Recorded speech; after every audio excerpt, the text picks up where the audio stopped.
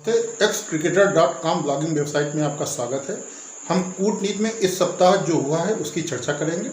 मेरा नाम है विपुल और हम हर हफ्ते इसी तरीके से कूटनीति के क्षेत्र में जो होता है उसके बारे में एक छोटा सा वीडियो बनाकर आपको देते रहेंगे।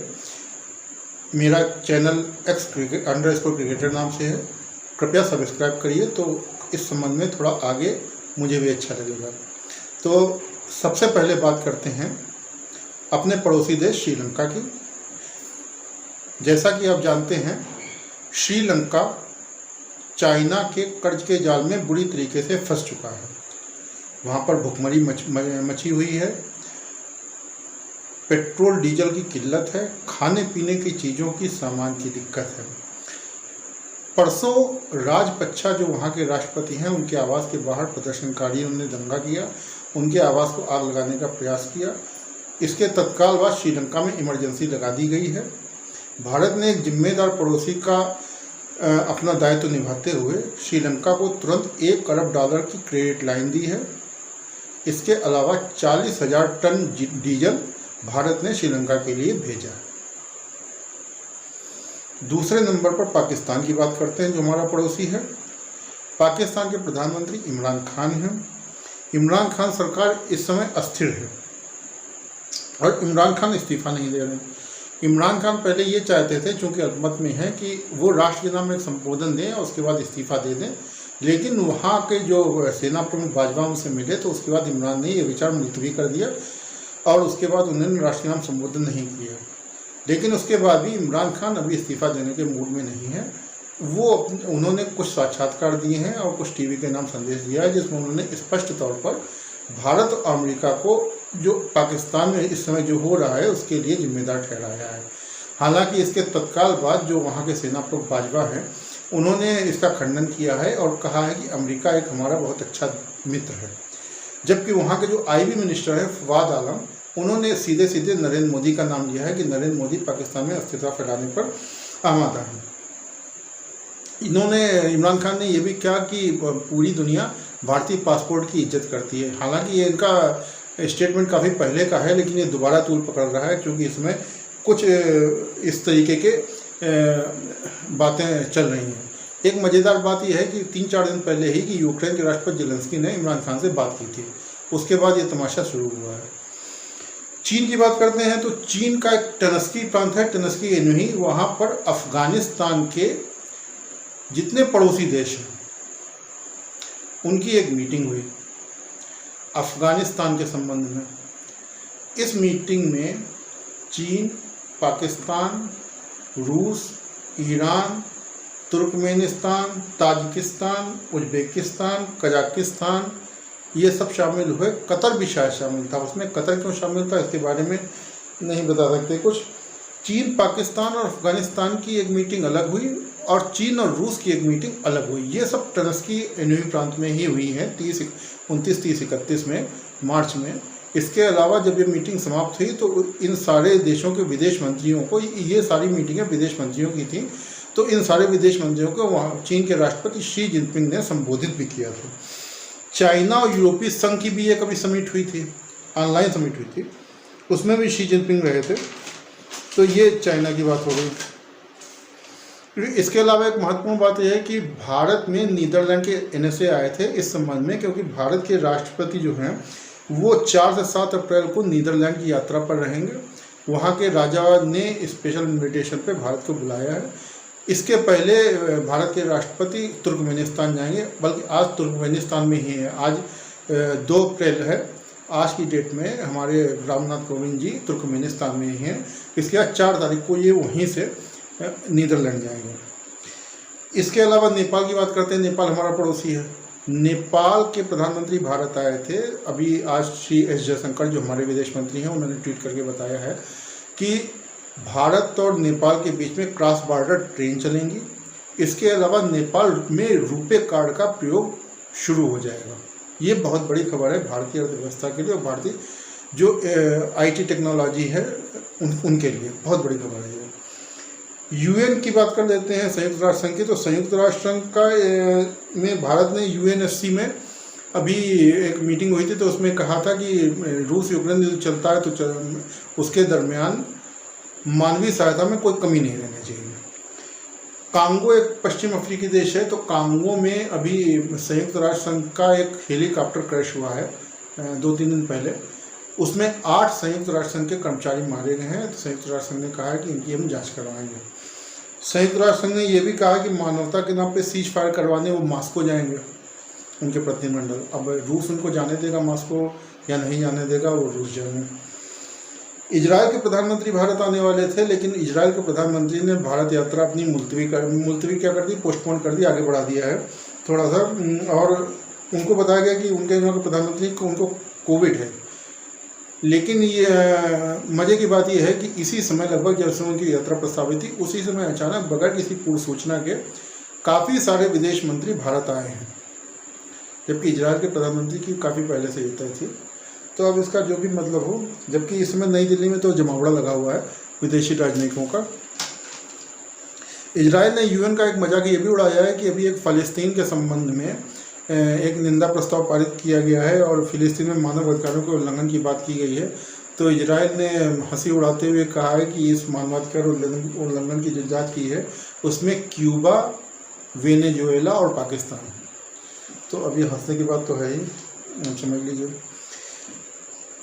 कुछ इधर उधर की खबरें ये हैं कि यूक्रेन के राष्ट्रपति इमरान खान से बात की, मैंने आपको पहले ही बताया। उसके बाद में इमरान खान का क्या हो गया।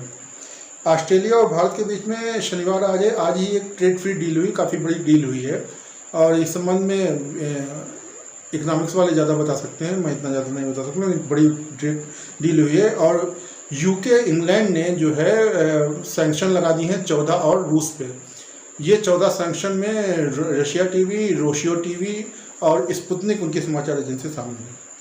एक मज़ेदार बात है कि अमेरिका ने अभी हाल में भारत के संबंध में एडवाइजरी जारी की है कि भारत में जम्मू कश्मीर के आसपास उनके नागरिक ना जाएं 10 किलोमीटर की रेंज में। फिर नई दिल्ली की बात करते हैं। नई दिल्ली इसमें अखाड़ा बना हुआ राजनयिकों का। मैक्सिको के विदेश मंत्री भी यहाँ आए हुए हैं और उनकी ज़्यादा खबरें नहीं रही, लो प्रोफाइल में रहा है। लेकिन मैक्सिको के विदेश मंत्री जो आए हैं, मैक्सिको और चाइना इसमें काफ़ी घनिष्ठ संबंधों में है। इसका जो भी मतलब रहा हो। जर्मनी के NSA 30 मार्च को भारत आए थे और रूस को G20 से हटाने के संबंध में उनसे एक प्रश्न किया गया, तो उन्होंने ये जवाब दिया कि इसके संबंध में इंडोनेशिया विचार करे, क्योंकि वो चेयर पे है। अब इंडोनेशिया कितनी बड़ी ताकत है ये आप भी जानते हैं और ये आसान नहीं। तो रूस के विदेश मंत्री सर्गेई लेवरोव का भारत दौरा तय था, तो उसके पहले तय हो गया अमेरिका के डिप्टी NSA दिलीप सिंह का भारत आना। वो अचानक भारत आ गए और आए क्या, उन्होंने भारत को धमका भी दिया कि आप अगर जो है रूस से ऑयल खरीदते हैं तो इसके लंबे परिणाम होंगे और अगली बार जब चीन जो है भारत LIC का उल्लंघन करेगा तो रूस आपको बचाने नहीं आएगा। तो इसकी बड़ी भारी राजनीतिक हलकों में तीखी प्रतिक्रिया भारत के लोगों ने दी। और सैयद अकबरुद्दीन जो भारत के संयुक्त राष्ट्र संघ में राजदूत भी रहे हैं, उन्होंने कहा कि ये तो अपरिपक्व बात है। लेकिन वो दिलीप सिंह यही नहीं रुके, उन्होंने एक बात और कही थी, वो ज़्यादा यहाँ पे अखबारों में नहीं आई है, कि रूस जो है इस समय चीन का जूनियर भागीदार है। चीन में काफ़ी चर्चा है इस बात की। और उसके बाद में ब्रिटेन की विदेश सचिव लिज ट्रस भारत आई थी, तो जयशंकर से मिली। दिलीप सिंह और लिज ट्रस दोनों से मोदी नहीं मिले, रूस के विदेश मंत्री सर्गेई लेवरोव से मिले। पिछले हफ्ते वांग ही आए थे, चीन के विदेश मंत्री, उनसे भी मोदी नहीं मिले थे। रूस के विदेश मंत्री सर्गेई लेवरोव आए भारत और उन्होंने आते आते कहा कि भारत को जिस चीज़ की जरूरत है हमसे ले, हम भारत के पुराने दोस्त हैं, सस्ते दामों पे। और अब एक ध्रुवीय विश्व नहीं रह गया, बहुध्रुवीय विश्व है, सबकी महत्ता है, सब बड़े खिलाड़ी हैं, कोई भी छोटा खिलाड़ी नहीं है।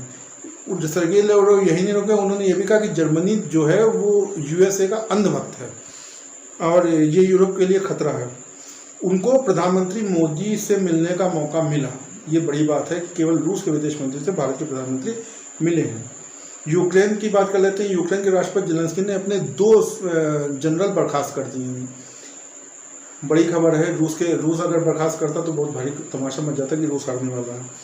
अच्छा, एक बड़ी खबर है कि रूस में नक्शे में शायद आपको मैं बना के दिखाऊंगा कि यूक्रेन को एक नदी है डेन्पिरी, उत्तर से दक्षिण काटती है, तो इसके पूर्वी भाग पे पूरा रूस का कब्जा धीमे धीमे हो गया है। और इधर ही ज़्यादातर यूक्रेन का जल क्षेत्र है, समुद्री सीमा है। और रूस थोड़ा सा और बढ़ेगा तो यूक्रेन की पूरी समुद्री सीमा अपने अंडर में कर देगा और यूक्रेन का समुद्र संपर्क काट देगा। अब रूस क्यों धीरे धीरे बढ़ रहा है, ये भी एक वजह इसकी हो सकती है। जर्मनी और लाटविया, एक मजे की बात है कि जर्मनी और लाटविया ने अपने यहाँ जेट सिग्नल को बैन किया, इंग्लिश का जो जेट है, क्योंकि जेट सिग्नल जो है, जेट का जो सिंबल है वो रूस में विजय चिन्ह है। कितनी मज़ेदार बात है। और रूस और चीन में तो इस पर कार्टूनों की भरमार लगी हुई है, बहुत ज़्यादा कार्टून बन रहे हैं जब से जर्मनी जेट पे रोक लगाई है। और रूस की बात कर लेते हैं तो गूगल ने रूसी कंपनी BQ एक है जो एंड्रॉयड सिस्टम ऑपरेट करती है, उसको बैन कर दिया है। इसलिए रूस के मोबाइल मैन्युफैक्चरर जितने हैं वो चीन की हुवाई हार्मोनी कंपनी का इस्तेमाल कर रहे हैं। पुतिन ने एक अध्यादेश ये भी जारी किया है कि राज्य के संस्थानों के डिजिटल इंफॉर्मेशन इंफ्रास्ट्रक्चर में विदेशी सॉफ्टवेयरों का प्रयोग 2025 से पूर्णतया वर्जित होगा, बैन हो जाएगा। इधर यूरोपियन यूनियन के प्रेसिडेंट ने एक जगह कहा है कि जो रूस गैस के बदले रूबल की मांग कर रहा है, ये एक तरीके से फिरौती की मांग जैसा है और रूस को ये सोचना चाहिए कि यूरोप की आम जनता परेशान है, उसको गैस चाहिए। तो क्रेमलिन से एक, हालांकि पुतिन नहीं, एक अधिकारी ने जवाब दिया है कि रूस ने अपनी गैस खरीदने के लिए किसी को बाध्य नहीं किया है, जिसको जहाँ से चाहिए वो खरीद सकता है, रूस से खरीदने के लिए उनकी बाध्यता नहीं है। और रूस को पूरे यूरोप की जनता की चिंता से ज़्यादा अपनी जनता की चिंता है, क्योंकि उस पर जो यूरोपियन संघ ने प्रतिबंध लगा रखे हैं उससे वो परेशान है। अच्छा, रूस और इंडोनेशिया में तेल खरीदने के लिए बात चल रही है और पेमेंट भारत के थ्रू होगा, ये बड़ी खबर है। जब पुष्टि हो जाएगी तो मैं पूरी इसको खबर बताऊंगा। रूस के बेलोरोड करके एक शहर है, वहाँ पे तेल डिपो पे हमला किया है, बताया जाता है कि यूक्रेन ने, रूस ने ये बताया है। अंत में ये बात है कि रूस ने ये कहा है कि पश्चिमी मीडिया केवल दो तरीके का प्रोपेगेंडा चला रहा है कि या तो यूक्रेन जीत रहा है, अगर यूक्रेन नहीं जीत रहा है तो रूस सिविलियंस को मार रहा है, जबकि हकीकत इसकी उल्टी है। सबसे आखिरी में एक बात यह कि CIA के chief William Burns Covid positive हो गए हैं और आइसोलेट हो गए हैं। ये उस दिन के बाद की बात है जब दलीप सिंह ने भारत के संबंध में ये स्टेटमेंट दिया था कि रूस और जब चीन LAC का अतिक्रमण करेगा तो रूस बचाने नहीं आएगा। अंत में जो एमोस होस्टिन करके एक अमेरिकन टॉप ऑयल डिप्लोमेट हैं, उन्होंने ये कहा कि रूस यूक्रेन युद्ध के चलते कम से कम ग्लोबल क्रूड मार्केट में 2 मिलियन बैरल प्रतिदिन ऑयल का नुकसान। धन्यवाद, नमस्कार। कृपया चैनल को फॉलो करें।